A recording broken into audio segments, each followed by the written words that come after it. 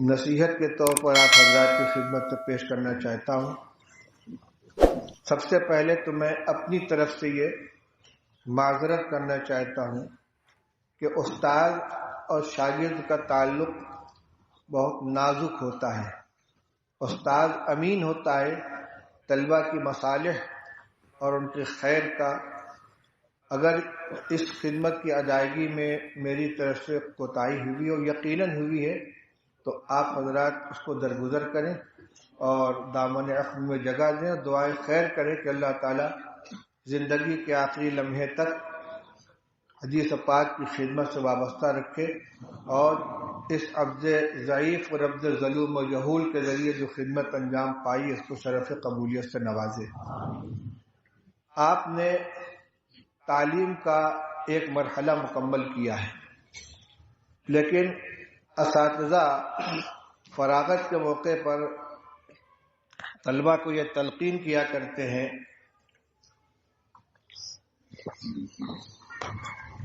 کہ رسمی طور پر تکمیل کا ایک مرحلہ ضرور مکمل ہوا ہے لیکن آپ تعلیم سے فارغ نہیں ہوئے ہیں۔ اس لیے یہ تصور اگر ہوا کہ ہم فارغ ہو گئے اور ہم فاضل ہو گئے تو بہت بڑے خسارے کی بات ہوگی۔ یہ تو مناسبت پیدا کرنے کا ایک سلسلہ تھا۔ ہر فن کی کتاب آپ کو پڑھا دی گئی، نحو صرف سے لے کر حدیث، تفسیر، فقہ، اصول حدیث، اصول تفسیر، اصول فقہ تک کچھ معقولات کی کتابیں پڑھا دی گئیں۔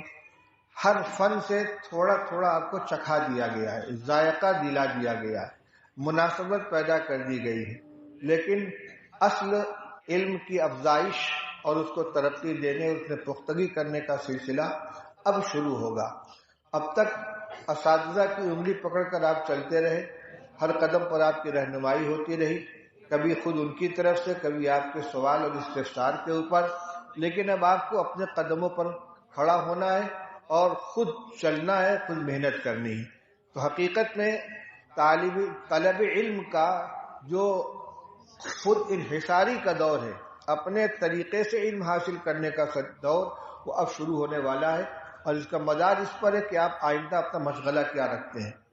اگر مشغلہ آپ کا علمی ہے، تعلیمی ہے، تو انشاءاللہ آپ کے علم کے اندر جلا پیدا ہوگا، اور اگر جو پڑھا لکھا تھا نیاز نے اسے صاف دل سے بھلا دیا، اٹھا کے طاق پر رکھ دیں گے تو سب برابر ہو جائے گا۔ اس لیے میری سب سے پہلی نصیحت یہ ہے کہ آپ کچھ بھی کریں تو علمی سلسلہ بہرحال کچھ نہ کچھ جاری رہنا چاہیے، جس میں سب سے بہتر طریقہ تو درس و تدریس ہے۔ لیکن درس و تدریس کے سلسلے میں ایک بات یہ یاد رکھیے کہ طالب علم کی یہ خواہش ہوتی ہے کہ مجھ کو بڑی کتابیں پڑھانے کے لیے مل جائیں، یہ غلط ہے۔ آپ نے جس طرح تعلیم حاصل کرنے میں فارسی کی پہلی اور آمد نامہ سے تعلیم شروع کی ہے اور بخاری شریف تک پہنچے ہیں، اسی طرح پڑھانے میں بھی آپ بالکل ابتدا سے پڑھانا شروع کریں۔ میرے استاد حضرت مفتی محمود صاحب نور اللہ مرقدہ نے مجھ کو یہی نصیحت کی تھی کہ میں نے کہا حضرت پڑھانے کے لیے کیا راستہ اختیار ہے؟ فرمایا بالکل ابتدا سے پڑھانا۔ اور الحمدللہ فارسی کی پہلی سے لے کر دور حدیث کے پہلے سال تک کی جتنی کتابیں تھیں کسی بھی فن کی ہوں، نحو، صرف، بلاغت، معانی، فلسفہ، منطق، فقہ، تفسیر، اصول حدیث، اصول تفسیر، سب کو سب پڑھانے کا موقع ملا۔ البتہ دور حدیث کی کتابوں میں کسی کو شاید اس کا موقع نہ ملے کہ 10 کی 10 کتابیں پڑھانے کو اس کو موقع ملے۔ مجھ کو مسلم شریف، مجھ کو ترمذی شریف، شمائل ترمذی اور بخاری شریف 3 کتابیں پڑھانے کا موقع ملا، مشکات شریف پڑھا لی۔ اس کا میں نے نفع محسوس کیا کہ ابتدا سے جب آپ پڑھانا شروع کریں گے تو آپ اگر فارسی پڑھی ہے بہت اچھا ہے، اب تو فارسی کے بھی جنازہ نکل رہا ہے مدرسوں سے، ساری کتابوں کا ترجمہ اردو میں ہو گیا، نحویر بھی اردو میں آ گئی، میزان منشعب، پنجگل علم الصیغہ بھی اردو میں آ گئی ہے۔ فارسی سے طلبہ واقف ہی نہیں ہوتے، حالانکہ یہ بنیادی طور پر فارسی کا جاننا ضروری ہے۔ خود اردو زبان سے واقفیت کے لیے صحیح فارسی کا جاننا ضروری ہے، اس لیے کوشش کریں کہ کہ ایسے مدرسے میں پڑھائیں جہاں آپ کو فارسی پڑھانے کا بھی موقع ملے. اگر نہیں پڑھی ہے تب بھی پڑھائیے. کوئی ضروری نہیں ہے کہ ہر کتاب آدمی کی پڑھی وہی پڑھائے. درس نظامی کا یہ خاصہ ہے، اس میں یہ نہیں کہا جاتا کہ میں نے یہ کتاب نہیں پڑھی ہے. بہت نصاب کے اندر تو یہ بات ہوتی ہے کہ تعلیم کے اندر یہ کتاب میں نے نہیں پڑھی ہے، لیکن درس نظامی پڑھانے میں اتنی صلاحیت ہو جاتی ہے اگر قاعدے سے تعلیم نے پڑھائے کہ کسی کتاب کے بارے میں یہ نہیں کہے گا کہ میں نے یہ کتاب نہیں پڑھی. کون فوٹو لے رہا ہے بھائی؟ کھڑا کرو اس کو. کون ہے؟ اس کو کھڑا کرو. کون آدمی ہے؟ ارے بغل والے کھڑا کرو اس کو.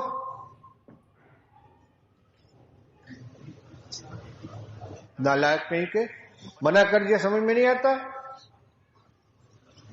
حرام کام کرتے بیٹھ کر.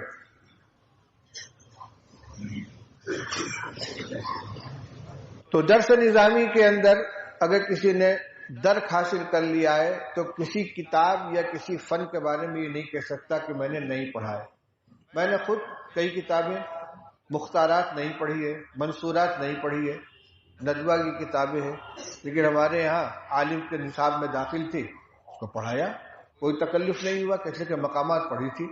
جس نے مقامات پڑھ لی ہے، نفحۃ العرب پڑھ لی ہے، اس کے لیے پھر منصورات اور مختارات کی کوئی حیثیت نہیں ہے.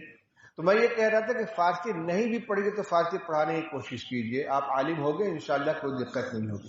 فارسی سے لے کر آخر تک کی ساری کتابیں پڑھائیے.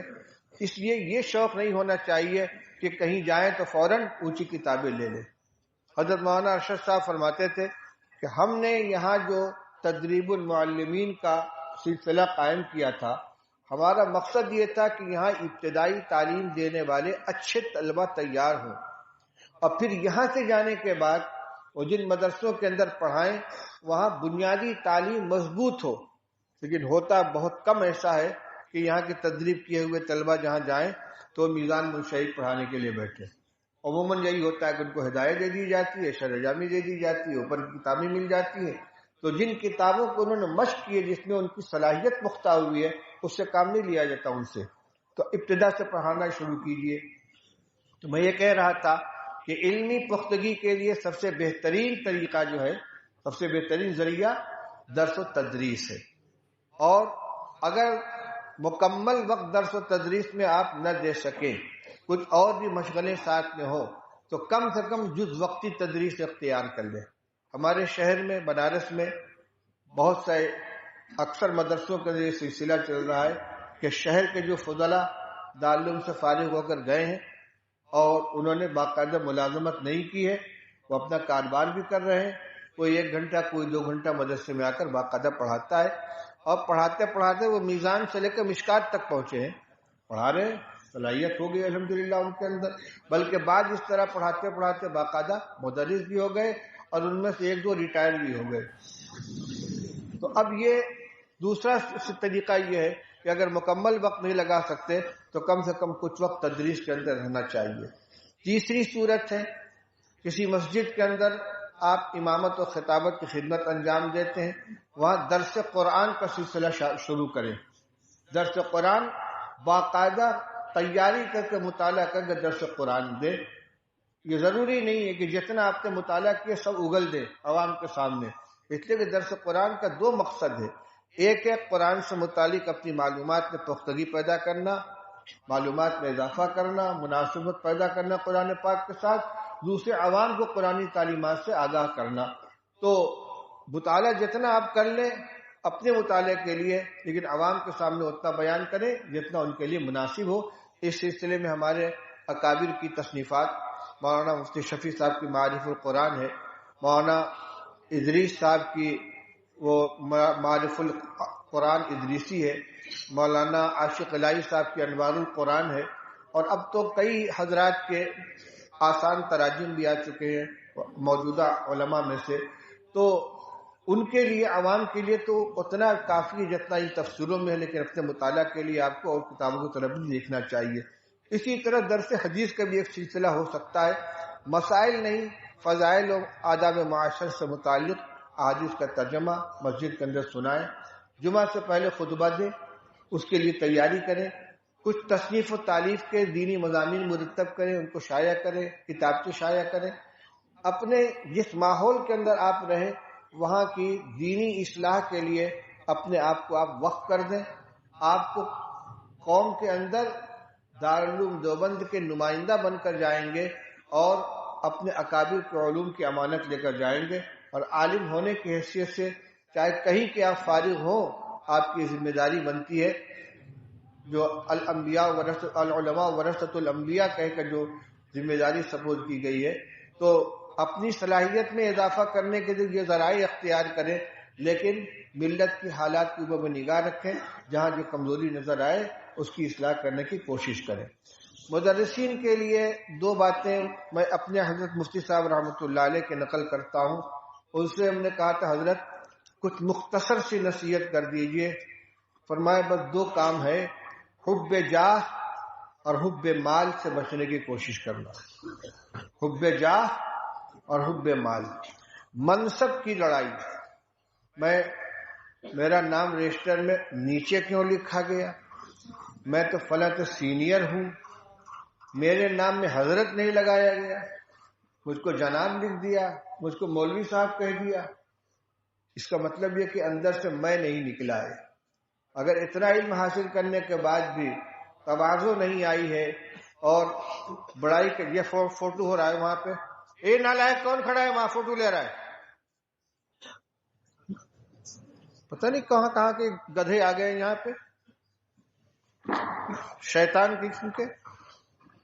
منع کیا جا رہا مانتے نہیں، کان پکڑ کے نکال دو اسے. کون تھا وہاں پہ؟ یہ یہاں کے پڑھنے والے طلبہ نہیں ہیں. کس نے بلایا ان کو یہاں پہ؟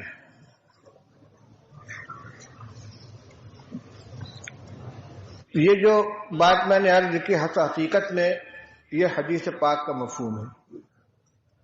رسول پاک صلی اللہ علیہ وسلم نے ارشاد فرمایا، ما ذئبانی جائعانی ارسلا فی غنم بافسد لها من حب الرجل لمالہ ولشرفہ لدینہ، او کما قال رسول اللہ صلی اللہ علیہ وسلم. آپ نے ارشاد فرمایا کہ دو بھوکے بھیڑیے جو کسی بکری کے ریوڑ پر آزاد چھوڑ دیے جائیں، وہ ریوڑ کو اتنا نقصان نہیں پہنچائیں گے جتنا مال اور شرف کی محبت آدمی کے دین کو نقصان پہنچاتی ہے. کچھ سمجھ میں آیا؟ دو بھوکے بھیڑیے بکریوں کے ریوڑ پر آزاد چھوڑ دیے جائیں جن کا کوئی نگراں نہیں ہے، کتنی تباہی مچائیں گے؟ ایک کو بھی زندہ چھوڑیں گے؟ نہیں. فرمایا جتنا نقصان ان دو بھیڑیوں کا بکری کے ریوڑ میں ہو سکتا ہے، اس سے زیادہ عہدے اور مال کی محبت آدمی کے دین کو نقصان پہنچاتی ہے. اس لیے آپ کسی ادارے میں جائیں تو کبھی عہدے کی طلب نہ کریں اور کبھی تنخواہ کے لیے لڑائی نہ کریں کہ میری تنخواہ میں اضافہ کیا جائے، مجھ کو اتنا دیا جائے. آپ تو جو کچھ کریں اللہ کے لیے کریں، اللہ آپ کی ضرورت پوری کرے گا، انشاءاللہ آپ کی کفالت ہوگی. یہ کم سے کم یہ دو چیزیں اپنے اندر پختہ کر لیں کہ ہم مال کے لیے کبھی لڑائی نہیں کریں گے، عہدے کے لیے کبھی جھگڑا نہیں کریں گے. دیکھیے اللہ آپ کو کتنا اونچا اٹھاتے، کتنی عزت آپ کو ملتی ہے. دوسری بات مسلک کے سلسلے میں عرض کرنی ہے. اکابر علماء دیوبند کے مسلک کو مضبوطی کے ساتھ تھامیے، کیونکہ یہ ایک معتدل ترین مسلک ہے. اور اس کے بنیاد کون ہے؟ حضرت مولانا محمد قاسم صاحب نانوتوی، حضرت مولانا رشید احمد صاحب گنگوہی، حضرت مولانا شیخ علی صاحب تھانوی، حضرت مولانا محمود حسن صاحب دیوبندی، اور پھر وہی سلسلہ چلا آیا حضرت مولانا حسین احمد صاحب مدنی، حضرت مولانا فخر الدین صاحب، اور آج تک جو ہمارے اساتذہ کرام ہیں ان کا جو مسلک اور مشرب ہے اس کے اوپر مضبوطی سے قائم رہیں. دائیں بائیں ذرا سے بھی آپ پیر نکالیں گے گمراہی کے گڈھے میں جا پڑیں گے. اس لیے اس کو 1 سال چاہے آپ نے یہاں تعلیم حاصل کی ہو یا 10 سال تعلیم حاصل کی ہو، آپ قاسمیت کے لیبل لگا کے جو جا رہے تو اس قاسمیت کی حفاظت کریں. سنت سے محبت، توحید خالص، اتباع سنت، دینی حمیت اور دینی غیرت یہ آپ کے اندر رہنی چاہیے، اور اپنے صرف مفاد کو پیش نظر رکھیں بلکہ اپنے قوم، اپنے برادری، اپنے شہر، اپنے محلے کی دینی بے خواہی کا جذبہ آپ کے اندر موزن رہنا چاہیے. اس زمانے میں جو فتنے بہت زیادہ سر اٹھائے ہوئے ہیں، ارتداد اور تشکیک، نوجوانوں کے اندر دین کے اعتبار سے تشکیک پیدا کی جا رہی ہے.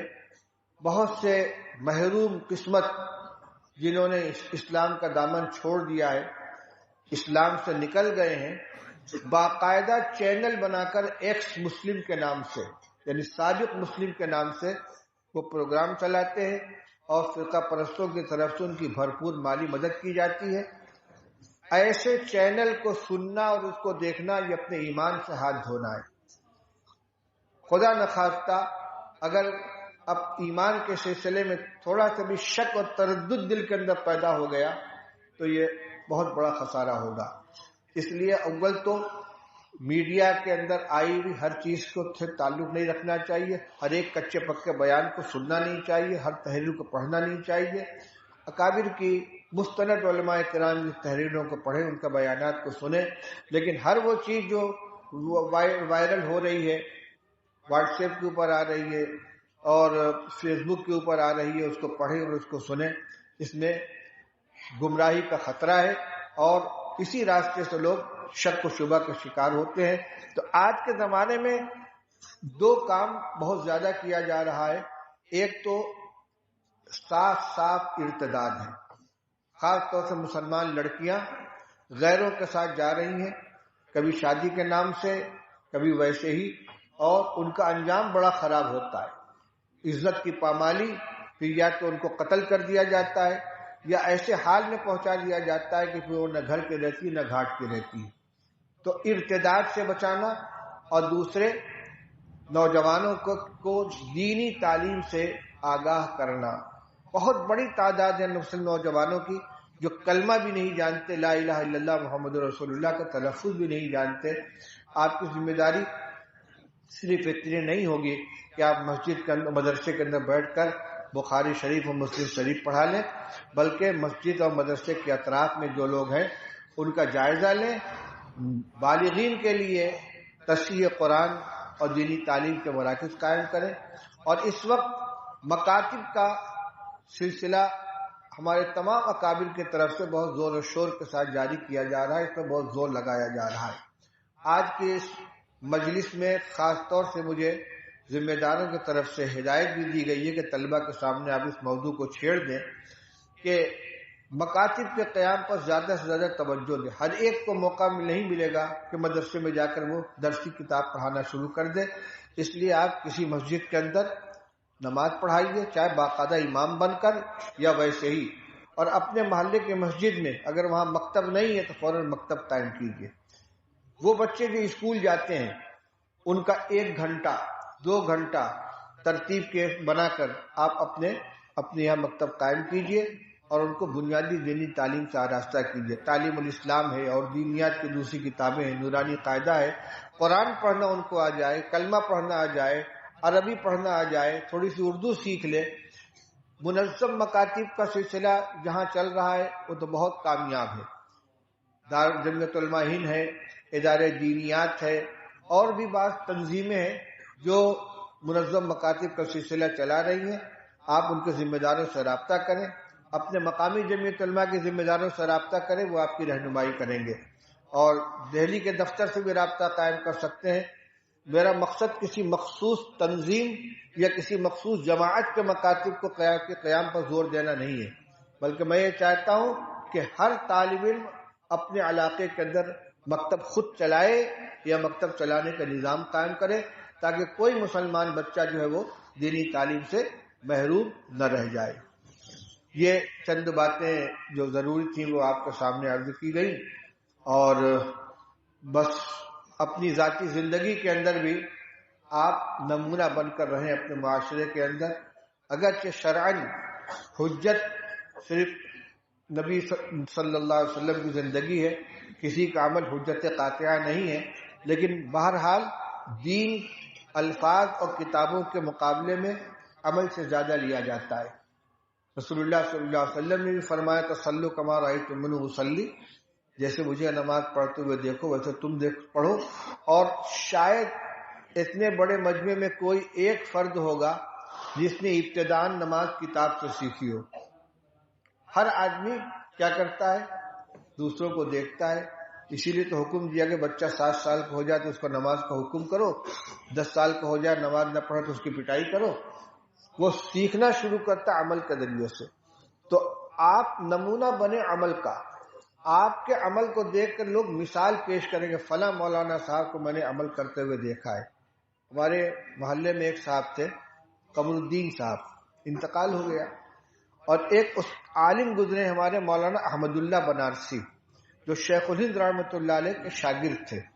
انہی نے مدرسہ قائم کیا تھا، مدرسہ محمود المدارس، جو بعد میں جامعہ اسلامیہ کے نام سے موسوم ہوا۔ سن 1900 میں مدرسہ قائم ہوا ہے، 1318 ہجری میں۔ شیخ الہند رحمۃ اللہ علیہ کے شاگرد تھے مولانا احمد اللہ صاحب۔ تو ہمارے قمر الدین صاحب کے تقیہ کلام تھا یہ، میں نے مولوی احمد اللہ صاحب کو ایسا کرتے ہوئے دیکھا ہے۔ آپ ایسے بن جائیں کہ لوگ ہر عمل کے اندر آپ کی مثال دیں کہ میں نے ان کو ایسا کرتے ہوئے دیکھا ہے۔ ہمارے اکابر کا یہی طریقہ تھا۔ میں نے لطیفہ سنایا تھا کہ طلبہ کے درمیان یہ گفتگو ہونے لگی کہ بھئی 2 سنتیں ہیں جن پر بظاہر دونوں پر ایک ساتھ عمل نہیں ہو پاتا۔ مسجد میں داخل ہونے کی سنت یہ ہے کہ پہلے دایاں پیر مسجد میں رکھا جائے، اور نکلنے کی سنت یہ کہ پہلے بایاں پاؤں باہر نکالا جائے۔ اور جوتا پہننے کی سنت کیا ہے؟ پہلے دائیں پیر میں پہنا جائے، اور اتارنے کی سنت کیا ہے؟ بائیں سے نکالا جائے۔ بھائی ایک آدمی مسجد میں پہنچتا ہے، مسجد میں اس کو قدم رکھنا ہے تو کیا کرے؟ اگر بائیں پیر سے جوتا نکالتا ہے اور مسجد میں داخل ہوتا ہے تو ایک سنت چھوٹتی ہے مسجد میں داخل ہونے کی، اور داہنے پیر سے پہلے جوتا نکال کے مسجد میں رکھتا ہے تو ایک سنت چھوٹتی ہے۔ کون سی؟ جوتا اتارنے کی۔ کیا کیا جائے؟ حضرت گنگوئی رحمۃ اللہ علیہ کے تلامذہ تھے کہ حضرت کو دیکھو کیا کرتے ہیں۔ چنانچہ نماز کا وقت ہوا، حضرت سہدری سے نکلے اور مسجد کے دروازے پہنچے، جوتی میں سے پیر نکالا بایاں اور جوتی کے اوپر رکھ لیا، اور پھر داہنا پیر نکال کے مسجد میں رکھا۔ دونوں سنت پر عمل ہو گیا۔ جب نکلنے کا وقت ہوا تو بایاں پیر نکال کے چپل کے اوپر رکھا، اور پھر دایاں پیر نکالا چپل کے اندر داخل کیا۔ اب تو بیان بھی کیا جاتا ہے، لیکن انہوں نے تطبیق کے لیے عمل کو دیکھا۔ اب حضرت سے پوچھا کہ حضرت یہ 2 عمل ہیں، ان کے دونوں میں تطبیق کیسے دی جائے؟ ہاں بھائی غور کرنے کی چیز ہے، دیکھو سوچو کیا کیا جائے۔ تو حضرت آپ ایسا کرتے ہیں؟ کہا ہاں ٹھیک ہے۔ یعنی اتنا اتباع سنت کا ملکہ پیدا ہو گیا تھا کہ بلا ارادہ ایک عمل ہو رہا ہے، توجہ اس کی طرف نہیں ہے، اور جب پوچھا کہ دیکھو غور کرو کیسے عمل ہوگا، حضرت آپ ایسا عمل کرتے ہیں کہ ٹھیک ہے۔ تو نمونہ، عملی نمونہ بنیے آپ، ہر چیز کے اعتبار سے، قول کے اعتبار سے، فعل کے اعتبار سے، اپنے اخلاق کے اعتبار سے، معاملات کے اعتبار سے۔ اب ایک ایک فرد سے اللہ تعالیٰ نے پورے علاقے کو اٹھایا ہے۔ بہت سے مثالیں ایسے ملتی ہیں۔ وہ اپنے زمانے کے طالب علم تھے، مولانا صدیق احمد صاحب باندوی رحمۃ اللہ علیہ۔ ایک بالکل جنگلی علاقہ ہے بیہڑ کا، باندہ سبادہ، وہاں کے رہنے والے، پورے علاقے کو انہوں نے سنوار دیا۔ مولانا عبد الحلیم صاحب جونپور کے گورانی کا مدرسہ قائم، حضرت مولانا ابرار الحق صاحب رحمۃ اللہ علیہ ہردوئی کے مدرسے والے۔ اسی طریقے سے بہت سے ویرانوں کے اندر ایسے لوگ ملیں گے کہ ایک آدمی نے جا کر وہاں پر خدمت شروع کی ہے اور پورے علاقے کو شرک و بدعت سے پاک کر کے سنت کا گہوارہ بنا دیا ہے۔ ہمت کریں تو انشاءاللہ اللہ تعالیٰ آپ سے بھی کام لیں گے۔ بس انہی چند باتوں کے بعد گفتگو ختم کرتا ہوں۔ اب سب سے آخر میں تمام طلبہ سے بڑی لجاجت کے ساتھ یہ استدعا کر رہا ہوں کہ میرے کسی طرز عمل سے یا میری کسی گفتگو سے اگر کسی کی دل شکنی ہوئی ہو تو اس کو یہیں پر معاف کر کے اٹھے۔ زندگی کے آخری مراحل چل رہے ہیں، تقریباً 80 سال عمر ہو گئی ہے، جو ہمارے خاندان کے سبھی عمر سے بھی آگے بڑھی ہوئی ہے۔ معلوم نہیں کس وقت بلاوا آ جائے اور کون سی ملاقات آخری ملاقات ثابت ہو۔ اللہ تعالیٰ آخرت کی رسوائی سے بچائے۔ آپ حضرات کے حقوق کی ادائیگی میں جو کوتاہی ہوئی، اللہ تعالیٰ اس کو معاف فرما دے۔ کتاب کا جو حق ہے وہ بھی ادا نہیں ہو سکتا، طالب علم کا جو حق استاد کے اوپر اس میں بھی کوتاہی ہوتی ہے۔ دعا فرما لے بھائی۔ جتنی پرچیاں یہاں پر رکھی ہوئی ہیں یہ بھائی طلبا کی طرف سے، ہاں اگر کوئی بات ہوئی ہو تو میں اسی مجلس کے اندر اس کو ختم کر دیتا ہوں، آگے کوئی معاملہ نہیں رہتا۔ ایک پرچی ایک ترجمان کی طرف سے بھی آئی ہے کہ ترجمان اور اس کے معاونین کی جانب سے جو تکلیف ہوئی ہو اس کے لیے ترجمان اور اس کے معاونین کو آپ حضرات درگزر فرما دیں۔ ہو سکتا ہے کسی کو تکلیف پہنچی ہو، لیکن یہ معاملہ یہیں ختم ہو جانا چاہیے۔ معاف کر دینا سب سے بڑا انتقام ہوتا ہے۔ مولانا ہمارے اکابر میں مولانا قمر الزمان صاحب الہ آبادی، ہمارے استاد گرامی دارالجامع دارالعلوم دیوبند کے مولانا قمر الزمان صاحب، ان دونوں حضرات کے لیے خاص طور سے دعا کی پرچی آئی ہے، اور تمام اساتذہ حضرت مولانا نعمت اللہ صاحب اس زمانے میں غنیمت کبریٰ ہے، کمزور بھی ہیں، عمر بھی ہو گئی ہے، اللہ تعالیٰ ان کے عمر میں برکت عطا فرمائے۔ حضرت مولانا ارشد صاحب ہے، اللہ ان کے عمر میں برکت عطا فرمائے۔ اور بھی ملک بھر کے اندر ہمارے سلسلے کے اکابر مشائخ اساتذہ جو رہ گئے ہیں، اللہ تعالیٰ ان کو عمروں میں برکت عطا فرمائے، ان کے فیوض سے ہم سب کو متمتع فرمائے۔